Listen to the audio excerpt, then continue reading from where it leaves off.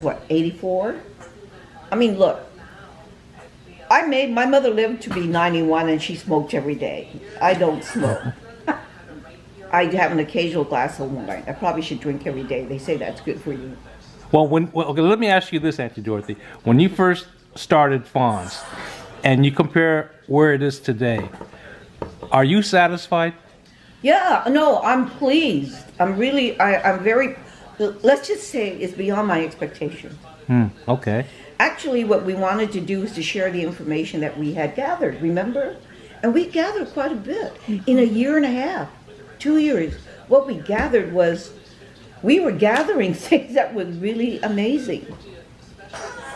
Just the fact that people come here and borrow these things. And here's the other thing too. The fact that we had the fact that I insisted that we have a conference, because that wasn't popular with the trustees. So that's why Emily and I did the first conference by myself, because the others said, well, yeah, you want a conference? I said, yeah, I want a conference. What are we going to do? You got to share. Part of what we say is sharing and disseminating. And how you disseminate? Well, you disseminate actually by having people come and listen to what you say, or having a book like you did, your book, or having a film or something. So it's out there in the marketplace. If it's sitting in the damn file, what good is it going to do, you know? Oh, I got research, but you can't see it. Well, we got a lot of, I'll tell you what really bothers me. I want the people in FANHS to share with National. National shares with them, but do they share with us? Some do, you guys do, some others don't. They don't tell me what they do. So when people, okay, so the filmmakers came here and I'm sending them off. Why did I send them off to certain people? Because I knew what they did. Or there could have been someone else who was much better, but I didn't know what they did. I don't know what they do. I don't know what they know. So tell me, for Christ's sake, so we can share it with the other people. The beauty about the conferences, all of a sudden we gave people a podium. There you go, yeah. A podium to share their experiences, to share their research, and for us to say to them, this is really important. This is good. We embraced what they were saying. And you didn't even have to have a degree or even be a scholar. It could have been my major is sociology. But however, I don't deal with history as a historian does, numbers and dates and things. I deal with the human aspect. I am a little bit different. The story. For me, it's really important for the humanity of the person I've interviewed to come out. So what kind of history do you call that? It's a different kind of history. I know. Is there a name for that? Maybe you have to... human interest. There you go. No, not human interest. It is history, because it's gathering the history of people. But is that why FANHS is so special, so different from all the organizations, because we're more community-based? I think what makes FANHS different was we never were down to one type of person. When FANHS started, it was open to students and people who were over the hill. I mean, that was it precisely. We had, in fact, Mr. Perez wrote about it at Stockton. He wrote an article in his newspaper, and he said he called FANHS the most unique Filipino organization. He said there are all kinds of people, American-born, Philippine-born, and that's what makes it unique. And we do, and we don't have a junior club. No. I mean, my God. A youth club? You don't have a youth club? Not like a junior variety of FANHS, like, yeah, and 2 years are going to be old folks, so what do we do? No. Sometimes some of the kids do good research. They interview their parent, their grandparent. I mean, that'd be better than somebody who's 30 who just sits around and talks about themselves, which would be interesting. If you're going to talk about yourself, put a tape recorder on so we can hear it, you know? They may be, some people, here's the whole thing. I don't see a whole bunch of people going out. You remember, the one of the most interesting thing was when I was taught how to do the group interviews, you know, like I told you guys how to people feed off each other. That's how I got the vets to speak. If I had interviewed them one-on-one, I wouldn't have gotten the stories. I think because I wasn't one of them, but when I did it as a group, there were 10 men together. It was interesting when okay, this is the premise. John comes to me and he says, I want you to interview some of the Vietnam vets. And I said, okay. So we had a meeting and we met each other. And a lot of the men kind of knew each other. They did know each other. Many of them I did know when they were younger, okay? So we had this one session downstairs, and Seattle Ponds had bought a camera. And they were going to film it. It was going to be the first use of the camera.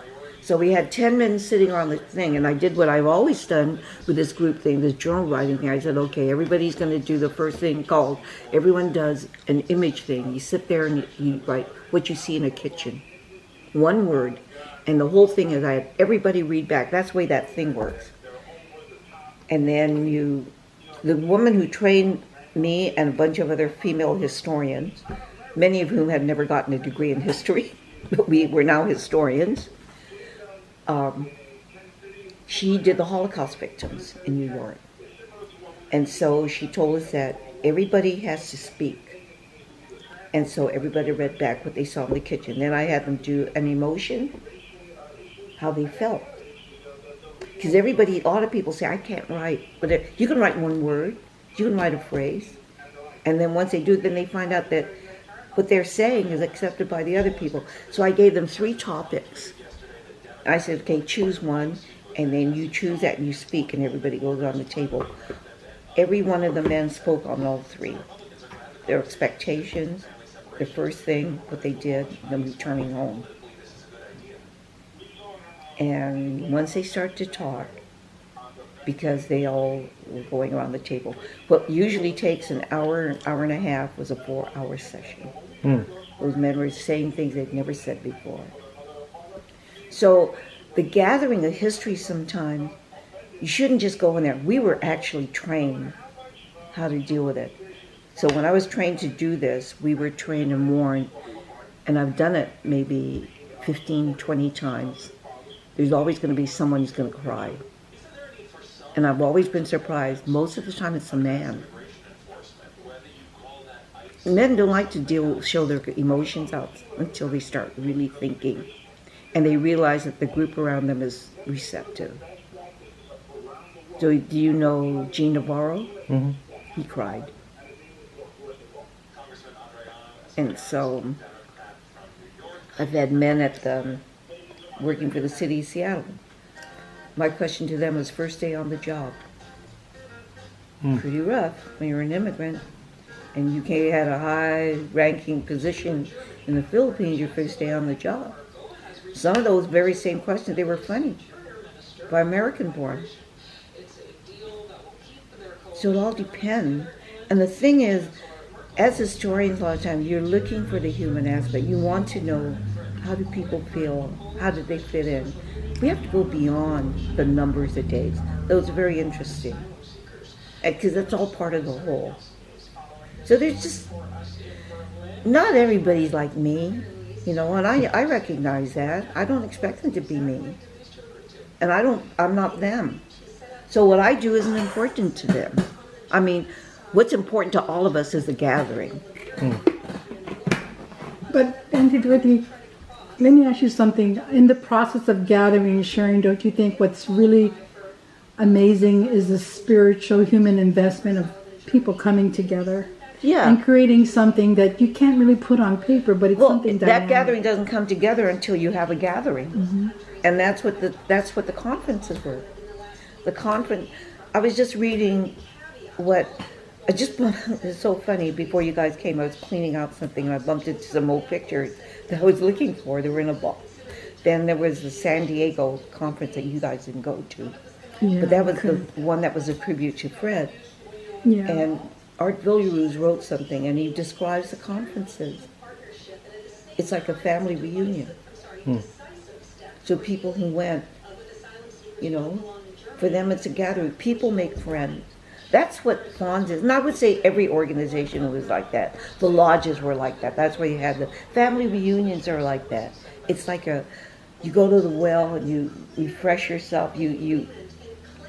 But this It's time, shared experience. But this time we're refreshing ourselves on a national level. It's a Right. big one. And there are going to be people, with every conference I've learned something. It was at where was that? The first conference, this guy from San Francisco comes up with Oscar Peñaranda. There were three guys come up here. And I was surprised they did. They were all educators. They were all teachers. And they happened to come because they saw it on Escalmado's newspaper. His friend was my PR person. And one of them became a famous Eskrima person. I forget his name. So he does his workshop. And I teach folk dancing at that time. He started telling me something I never knew, but it dawned on me, he's right. He said when the Spaniards tried to put a stop to it, many times they used dance movements as part of it. So things that I was teaching the kids, like sway balance, those were Eskrima movements. I thought, oh my God, and dance is very important to Filipinos. It's part of our cultural baggage. I mean, how many of us, you danced when you were a kid? I'm sure. No? Yes, I did. Did you dance? Your sister danced. She I told me. didn't have any rhythm. Huh? I didn't have He rhythm. played the instruments. Well, My sister danced. Barbara danced. She told me I was her folk dance teacher. She said, yeah. And I said, really, Barbara? That was a long time ago. But all these different things, you just, what's really interesting is when people, I'll tell you what made me feel good. When I've had students that I taught at UW come up and tell me that it made them understand being a Filipino. And actually the way we taught why we are the way we are. Mm-hmm. And this whole sense of taking care. During the Depression, people took care of each other. Your uncles, your dad, they were a group. To this day, you guys are a group. Mm-hmm. I see that. When Barbara has something, she makes sure all the cousins are there. It passes down. Yep. I'm not saying everybody doesn't do that, and we're the only ones, but we,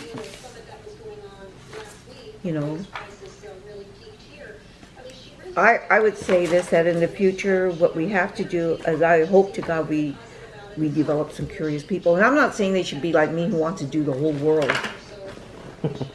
If you even focus on one thing.